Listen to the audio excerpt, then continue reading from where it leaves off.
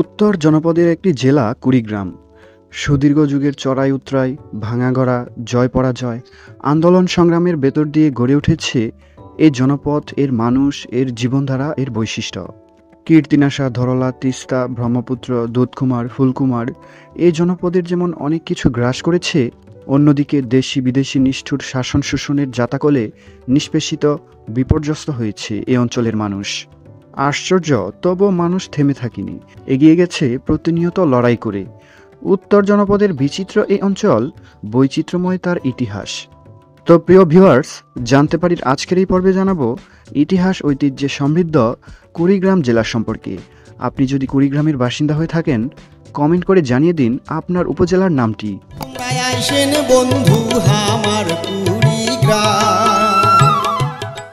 অতি প্রাচীন এ জনপদ, প্রাগৈতিহাসিক আদিম সভ্যতার লীলাভূমি। এই অঞ্চলের ব্রহ্মপুত্র, তিস্তা উপত্যকায় আদিম মানুষের প্রথম আবির্ভাব ঘটেছিল। নিগ্রো, অস্ট্রিক, দ্রাবিড়, মঙ্গোলীয় জনগোষ্ঠীর মিলিত রক্তধারায় গড়ে উঠেছে এখানকার প্রাচীন সভ্যতা, যা অনার্য সভ্যতা বলে সর্বজন স্বীকৃত। এই অঞ্চলের মানুষের চেহারায়, আকৃতিতে, রক্তে, ভাষায়, আচার আচরণে প্রাগৈতিহাসিক জনগোষ্ঠীর ছাপই শুধু বিদ্যমান নয়, অনেক বৈশিষ্ট্য আজও অপরিবর্তিত রয়ে গেছে। বিচিত্র এ জনপদ, কখনো গৌরবর্ধন, কখনো প্রাক জ্যোতিষপুরে এই অঞ্চল ছিল অন্তর্ভুক্ত। 1200 শতকের প্রথম দিকে রংপুরে সেন বংশের অভ্যুদয় ঘটে। এই বংশের রাজা ছিলেন নীলোদ্যোজ, চক্রধ্বজ ও নীলাম্বর। সেন বংশের শেষ রাজা ছিলেন নীলাম্বর। তার রাজধানী ছিল চতরা নামক স্থানে। চতরা ছিল বর্তমান উলিপুর উপজেলার অন্তর্গত বিদ্যানন্দ ইউনিয়নে অবস্থিত। এখানেই ছিল রাজা নীলাম্বরের দুর্গ। নীলাম্বর ছিলেন এক শক্তিশালী রাজা। 1418 খ্রিস্টাব্দে গৌড়ের সুলতান হোসেন শাহ আক্রমণ করেন নীলাম্বরের রাজ্যে। তিস্তা নদীর পাড়ে উভয় পক্ষের তুমুল যুদ্ধ হয়েছিল। এই যুদ্ধে রাজা নীলাম্বর পরাজিত হয়ে আসামে পালিয়ে যান। ধ্বংসপ্রাপ্ত হয় রাজা নীলাম্বরের রাজধানী। নীলাম্বরের বিরুদ্ধে যুদ্ধ পরিচালনা করেন সুলতান হোসেন শাহের পুত্র নাসির উদ্দিন আবুল মুজাফফর নসরত শাহ। সেন বংশের পতনের পর এই অঞ্চল মুসলিম সুলতানরা করায়ত্ত করে। পরে আসে মুঘলদের করতলে। কিন্তু এই অঞ্চলের মানুষ বারবার বিদ্রোহ করেছে, নেমেছে লড়াইয়ে। সেজন্য মুঘল আমলে সেনাপতি মানসিংহ, সেনাপতি মীর জুমলা, এবাদত খাঁ, আলীকুলি খান, শাহ ইসমাইল গাজী প্রমুখকে সেনাবাহিনী নিয়ে ছুটে আসতে হয়েছে, দমন করতে হয়েছে বিদ্রোহ। কেননা হিমালয় পর্বত ও আসামের গারো পাহাড় শ্রেণীর পাদদেশে অবস্থিত এই অঞ্চলের গুরুত্ব ছিল অপরিসীম। ইস্ট ইন্ডিয়া কোম্পানির রাজত্ব এই অঞ্চলের মানুষ মেনে নেয়নি। করেছে তারা মুক্তির সংগ্রাম। ব্রিটিশ কোম্পানির দালাল দেবী সিং ও হরেরাম এই অঞ্চলের দেওয়ান হয়ে আসে। এদের অত্যাচার ও শোষণে দেখা দেয় ইতিহাস প্রসিদ্ধ ৭৬-এর মন্বন্তর। এই অঞ্চলের হাজার হাজার নরনারী, শিশু যেমন অনাহারে অর্ধাহারে মরেছে, তেমনি মুক্তির জন্য হাতে তুলে নিয়েছে অস্ত্র। এই সংগ্রামে হিন্দু মুসলিম হয়েছিল একাত্ম। ভারতের প্রথম স্বাধীনতা সংগ্রামে এই অঞ্চলের মানুষের অবদান স্মরণীয়।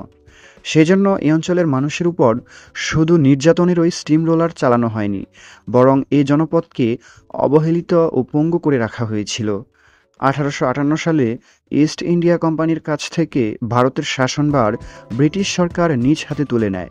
ব্রিটিশ সরকার শাসন শোষণকে মজবুত করার জন্যে পদক্ষেপ গ্রহণ করে শক্ত প্রশাসনের মাধ্যমে। কোম্পানি আমলে কুড়িগ্রাম 4টি বিভাগে বিভক্ত ছিল। এই বিভাগগুলো হচ্ছে বড়বাড়ি, উলিপুর, চিলমারি ও নাগেশ্বরী। এখান থেকে কোম্পানির কালেক্টররা নিয়মিত এসে রাজস্ব আদায় করে নিয়ে যেত। তখন কুড়িগঞ্জ ছিল বড়বাড়ি বিভাগের একটি স্থান। বালাবাড়ি ছিল কুড়িগঞ্জের প্রধান কেন্দ্র। এখন সে বালাবাড়ি পাটেশ্বরীর পাশে অবস্থিত। ব্রিটিশ সরকার 1875 সালের 22 এপ্রিল প্রতিষ্ঠিত করে কুড়িগ্রাম মহকুমা।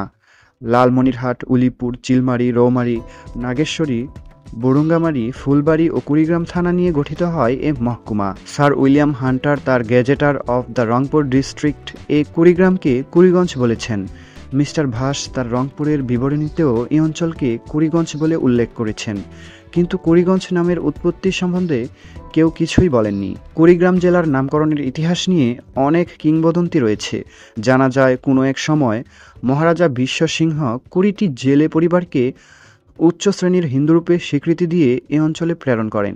এই 20টি পরিবারের আগমনের কাহিনী থেকে কুড়িগ্রাম জেলার নামকরণ করা হয়েছে বলে ধারণা করা হয়।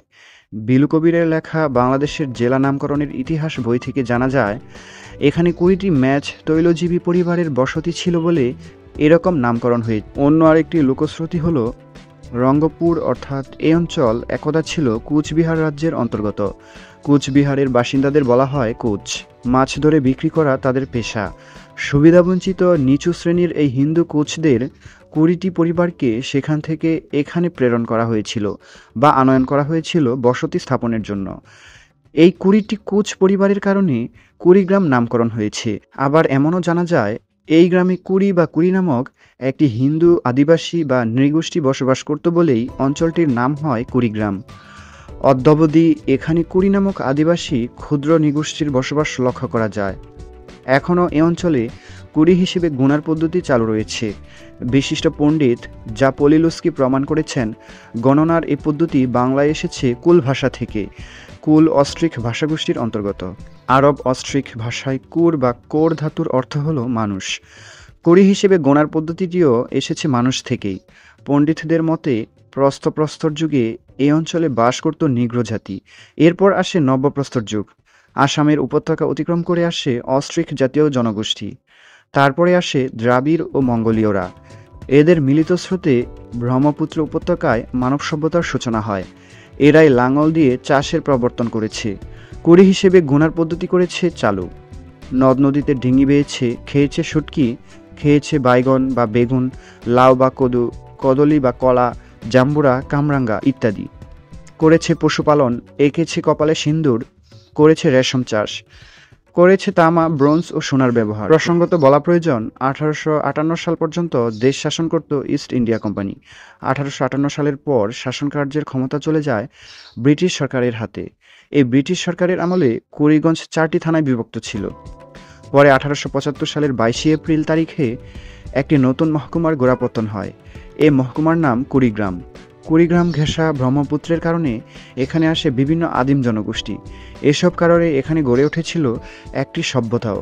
বিজিত আর্যদের কোনো স্মৃতি এখানে নেই, তবে অন্যদের কিছু কিছু ক্ষীয়মান রাজচিহ্ন রয়েছে। 12 বা দ্বাদশ শতকের প্রথম পর্বে এই অঞ্চলে সেন রাজবংশের শাসনকাল আরম্ভ হয়। রাজারহাটের বিদ্যানন্দ ইউনিয়নের চত্রা নামক গ্রামে এদের রাজধানী ছিল। এই জেলার রয়েছে প্রাচীন সংস্কৃতি ও ঐতিহ্য। এই অঞ্চলে এখনও অনুষ্ঠিত হয় চিলমারির অষ্টমীর মেলা, সিন্দুরমতির মেলা, মাদাইখালের মেলা ইত্যাদি। এই মেলাগুলো মানুষের শুধু বেচাকেনার আড়তই নয়, বরং মানুষের মানসিক প্রশান্তির খোরাকও বটে। এই জনপদে গড়ে উঠেছে অনেক নাট্যমন্দির। কুড়িগ্রামের সৌভাগ্যের দিন, নতুন দিগন্তের উত্তরণের দিন 23শে জানুয়ারি 1984 সাল।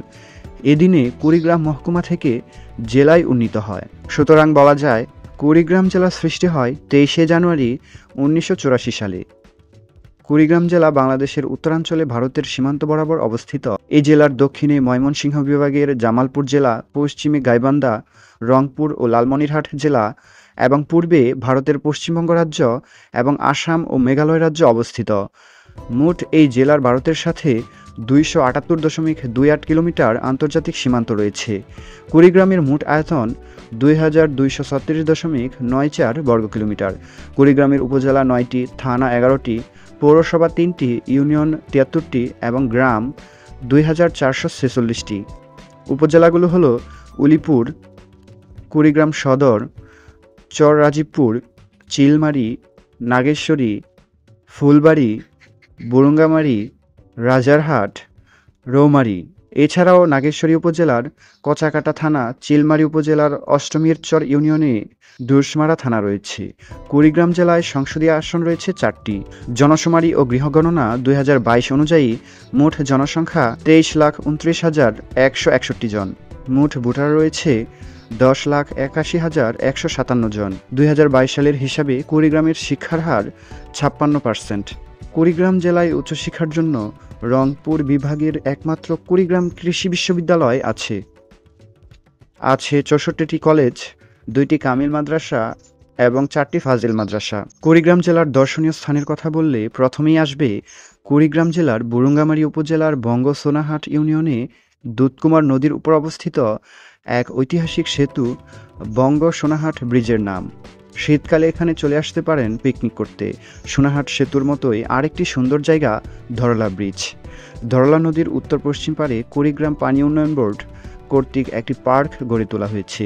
আর দক্ষিণ পাড়ে রয়েছে একটি সুবিশাল মাঠ, যা মদনের মাঠ নামে পরিচিত। তারপরে বলতে হয় কুড়িগ্রামের উলিপুর উপজেলার দরনিবাড়ি ইউনিয়নে অবস্থিত উলিপুর মুন্সিবাড়ির কথা। উলিপুর বাজার থেকে মাত্র 2 কিলোমিটার দূরে প্রায় 39 একর জায়গার উপর মুন্সিবাড়ির বিশাল অট্টালিকাগুলো কালের সাক্ষী হয়ে দাঁড়িয়ে আছে।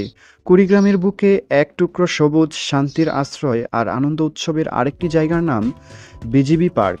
সীমান্ত রক্ষাকারী বাহিনী বিজিবি এর নাম অনুসারে নামকরণ করা এই পার্কটি শুধু সীমান্ত রক্ষাকারীদের জন্যই না, এটি সবার জন্যই মুক্ত একটি সুন্দর স্থান। কুড়িগ্রাম জেলার রাজারহাট উপজেলায় কালের সাক্ষী হিসেবে দাঁড়িয়ে আছে বিশাল আকৃতির এক অচিন গাছ।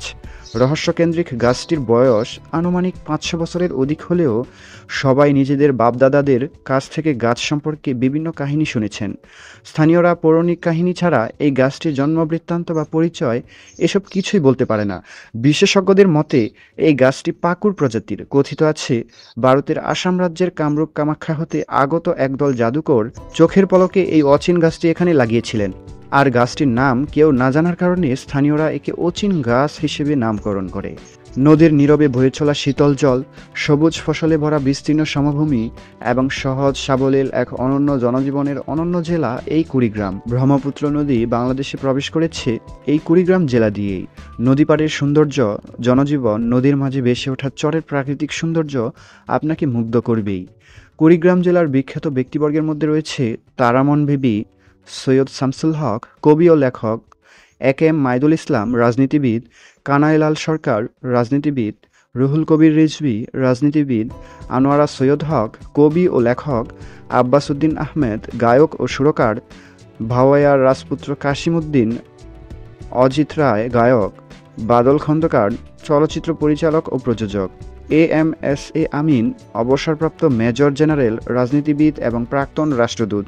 তো প্রিয় দর্শক, বাংলাদেশের 64টি জেলার সৃষ্টির ইতিহাস জানতে এই ভিডিওটি দেখুন। শুরু থেকে শেষ পর্যন্ত চেষ্টা করেছি কুড়িগ্রাম জেলার সঠিক তথ্য উপাত্ত উপস্থাপন করতে। কোথাও কোনো ভুল বা অসঙ্গতি পরিলক্ষিত হলে কমেন্টে জানিয়ে দিন। তো প্রিয় দর্শক, আজ এই পর্যন্তই। দেখা হবে আগামী পর্বে। ততদিন পর্যন্ত ভালো থাকুন, সুস্থ থাকুন। খুদা হাফিজ।